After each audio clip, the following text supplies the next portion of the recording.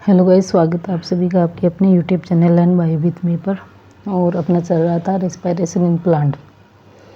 Respiration in plant के MCQ चल रहे थे और इस टॉपिक के हो गए थे 165 एमसीक्यू और टोटल है 190 एमसीक्यू है। तो स्टार्ट करते हैं आगे 166 से। क्वेश्चन नंबर देखो 166। श्वसन किस प्रकार की प्रक्रिया है? कैटाबोलिक, मेटाबोलिक, एनाबोलिक या कोई नहीं? किस प्रकार की है बताओ। श्वसन किस प्रकार की प्रक्रिया? तो इसका राइट ऑप्शन है फर्स्ट कैटाबोलिक। श्वसन कैटाबोलिक रिएक्शन है।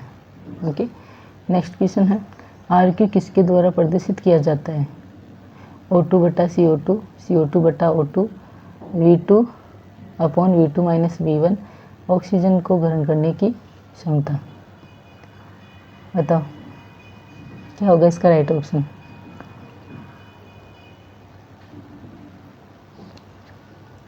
इसका राइट ऑप्शन है ऑप्शन नंबर 2 CO2 बटा O2। आरक्यू बराबर CO2 बटा O2। नेक्स्ट क्वेश्चन देखो क्रेब्स साइकिल का स्थल कौन सा है? क्रेब्स चक्र कहाँ होता है? हरित लवक में, गोल्जी बॉडी में, माइटोकॉन्ड्रिया में या अंतर्वर्धवी जालिका में? कहाँ होता है क्रेब्स साइकिल? इसका राइट ऑप्शन है option number 3। Option number 3 mitochondria में। क्रेब्स साइकिल कहाँ होता है? माइटोकॉन्ड्रिया में। नेक्स्ट क्वेश्चन है चाय की पत्तियों का अभिसादन क्योरिंग की कौन सी प्रक्रिया है? किन की क्रिया के द्वारा होता है? कौन सी क्रिया के द्वारा होता है? किन की क्रिया के द्वारा चाय की पत्तियों का अभिसादन, जिसको क्योरिंग बोलते हैं, किन की क्रिया के द्वारा होता है? विषाणुओं की, कवकों की, जीवाणुओं की या माइकोराइजा की? बताओ। जो चाय की पत्तियों की क्योरिंग है वो जीवाणुओं के द्वारा की जाती है। ऑप्शन नंबर 3 राइट है इसका। क्वेश्चन नंबर 170 माइटोकॉन्ड्रिया झिल्ली के विषय में निम्नलिखित में से कौन सा एक कथन सही नहीं है? माइटोकॉन्ड्रिया झिल्ली के विषय में निम्नलिखित में से कौन सा एक कथन सही नहीं है? ऑप्शन है भीतरी झिल्ली अत्यधिक कुंडलित होती है और अंतःवर्णों का एक क्रम बना रहता है, बन जाता है। दूसरा है बाहरी झिल्ली एक छलनी जैसी होती है। तीसरा ऑप्शन है बाहरी झिल्ली सभी प्रकार के अणुओं के लिए पारगम्य होती है। चौथा ऑप्शन है इलेक्ट्रॉन स्थानांतरण श्रृंखला के एंजाइम बाहरी झिल्ली में स्थापित होते हैं। नहीं पूछा इसमें, नहीं पूछा, तो बताओ कौन सा है?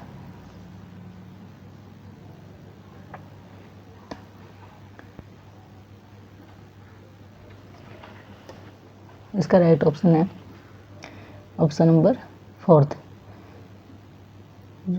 इलेक्ट्रॉन स्थानांतरण श्रृंखला के एंजाइम बाहरी झिल्ली में अंत स्थापित होते हैं, बाहरी झिल्ली में थोड़ी ना होते हैं अंत स्थापित।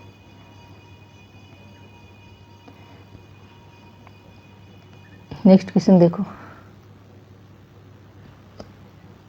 171 यदि ग्लूकोज के 1 मोल का CO2 तथा H2O में संपूर्ण ऑक्सीकरण होकर 686 किलो कैलोरी निकलती हो MATP के मोल के उच्च ऊर्जा फास्फेट आबंध में उपलब्ध उपयोगी रासायनिक ऊर्जा 12 किलो कैलोरी हो तो ग्लूकोज के एक अणु से अधिकतम कितने ATP बनेंगे?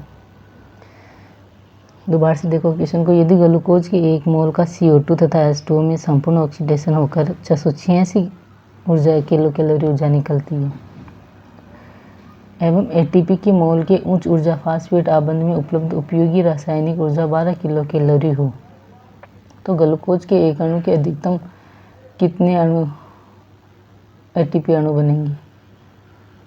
57, 1, 2 या 30? बताओ राइट ऑप्शन। इसका राइट ऑप्शन है ऑप्शन नंबर 1, 57।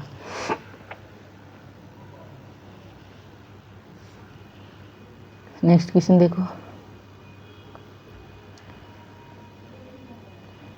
कोई भी कार्बनिक पदार्थ को किसी एंजाइम के साथ जुड़ा होता है, कोई भी कार्बनिक पदार्थ जो किसी एंजाइम के साथ जुड़ा होता है और उसकी क्रिया के लिए अनिवार्य होता है, क्या कहलाता है? एपो एंजाइम, आइसोजाइम, को एंजाइम या होलो एंजाइम?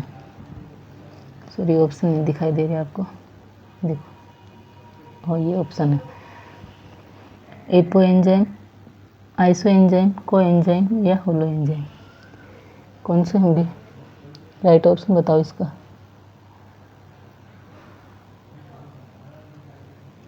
क्या होगा राइट ऑप्शन? तो इसका है को एंजाइम, राइट आंसर है को एंजाइम। क्वेश्चन देखो 173, क्वेश्चन नंबर 173, ग्लाइको अपघटन क्रेब्स चक्र तथा इलेक्ट्रॉन परिवहन तंत्र का कुल मिलाकर अंतिम लक्ष्य किसका निर्माण करना होता है? न्यूक्लिक एसिड का, छोटी छोटी चरणबद्ध इकाइयों में एटीपी का, एक ही ऑक्सीकरण अभिक्रिया में एटीपी का या शर्कराओं का? बताइए राइट ऑप्शन। इसका राइट ऑप्शन है ऑप्शन नंबर 2, छोटी छोटी चरणबद्ध इकाइयों में एटीपी का। नेक्स्ट क्वेश्चन देखो, टीसीए चक्र के सभी एंजाइम बस एक को छोड़कर माइटोकॉन्ड्रियल मैट्रिक्स में होते हैं और वह सुकेंद्रियों में भीतरी माइटोकॉन्ड्रियल झिल्ली में तथा प्रोकेंद्रियों में साइटोसोल में पाए जाते हैं। यह अकेला एंजाइम कौन सा है? यह अकेला एंजाइम कौन सा है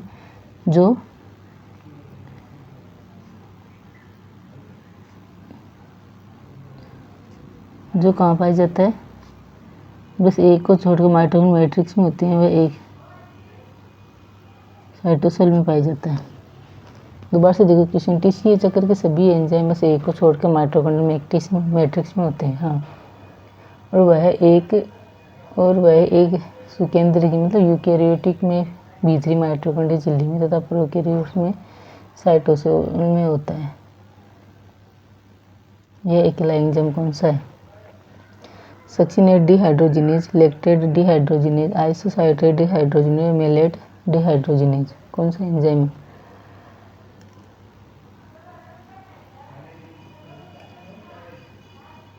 कौन सा होगा? Succinate dehydrogenase, succinate dehydrogenase. Next question देखो, निम्नलिखित में से कौन से एक प्रकार की स्तनीय कोशिकाएं वायवीय रूप से ग्लूकोज का कार्बन डाइऑक्साइड में उपापचय करने में सक्षम नहीं होती? आरबीसी, डब्ल्यूबीसी, आरक्षित पेशी कोशिकाएं, यकृत कोशिकाएं, कौन सी नहीं होती? राइट ऑप्शन है ऑप्शन नंबर फर्स्ट आरबीसी, क्योंकि आरबीसी में केंद्रक नहीं पाया जाता है ना, केंद्रक नहीं पाया जाता है। नेक्स्ट क्वेश्चन देखो,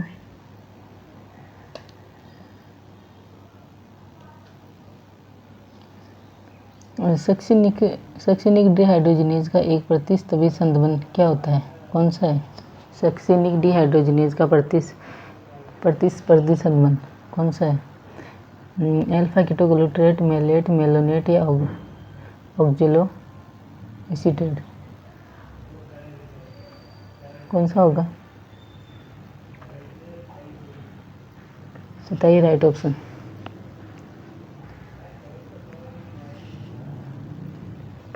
राइट ऑप्शन है option number 3 malonate. Malonate succinic dehydrogenate का प्रतिस्थापित संबंध होता है ना।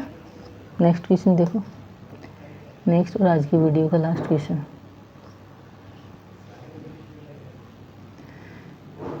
ऑक्सीकरणी फास्फोराइलेशन की रसोप्राशनीय युगलन परिकल्पना में प्रस्तावित किया गया है कि एडेनोसिन ट्राइफॉस्फेट एटीपी इसलिए बनता है क्योंकि भीतरी झिल्ली के आर पार एक प्रोटॉन प्रवणता बन जाती है। एडेनोसिन डाइफॉस्फेट के लिए भीतरी माइटोकॉन्ड्रियल झिल्ली की पारगम्यता में परिवर्तन आ जाता है। माइटोकॉन्ड्रियल प्रोटोनों में उच्च ऊर्जा आबंध बन जाते हैं या एडीपी को मैट्रिक्स के बाहर अंतरा झिल्ली गुहा में पंप कर दिया जाता है। बताइए राइट ऑप्शन इसका। इसका राइट ऑप्शन है ऑप्शन नंबर फर्स्ट, भीतरी झिल्ली के आर पार एक प्रोटॉन प्रवणता बन जाती है। आज इतना ही करेंगे और करते हैं नेक्स्ट वीडियो में। Thank you.